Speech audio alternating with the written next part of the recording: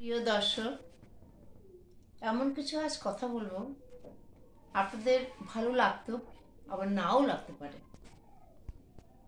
আজ থেকে 50-60 বছর আগেকার কথা বলছি। আগে কত সুন্দর দিন ছিল, স্বামী স্ত্রীর ভিতরে মধুর একটা সম্পর্কও ছিল এবং বয়োজ্যেষ্ঠ যারা তাদেরকে সম্মানও করত। তখনকার দিনে কাপড় সায়া ছাড়া অন্য কিচ্ছু ব্যবহার করত না। মাথায় এক হাত ঘোমটা দিয়ে ভাসুর শ্বশুরের কাছে আসত, এমনকি পায়ে প্রণামও করত। শ্বশুর শাশুড়ি ভাসুর এদের মুখে মুখে কখনো তর্কও করতো না। স্বামী শ্বশুর শাশুড়ি এদেরকে না খাইয়ে কোনো কিচ্ছু খেত না।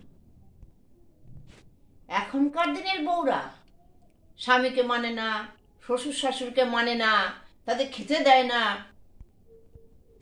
অথচ ভাসুরের সাথে একই থালায় খাওয়া দাওয়া হচ্ছে।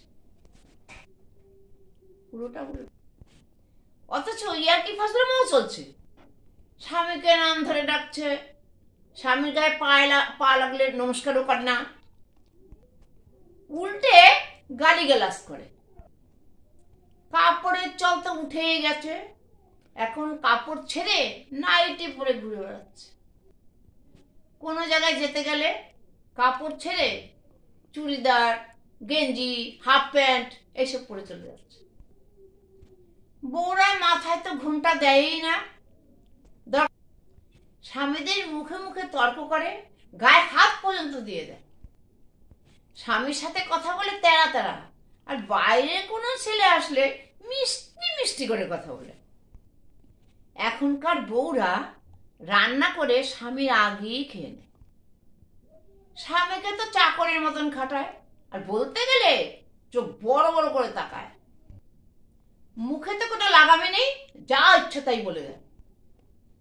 শাখা সিঁদুরের চল তো উঠেই গেছে, যদিও সিঁদুর পরে ওই মাথার ওখানে চিলের মতো পড়ে, যাতে কেউ না দেখতে পায় যে সিঁদুর পড়েছে।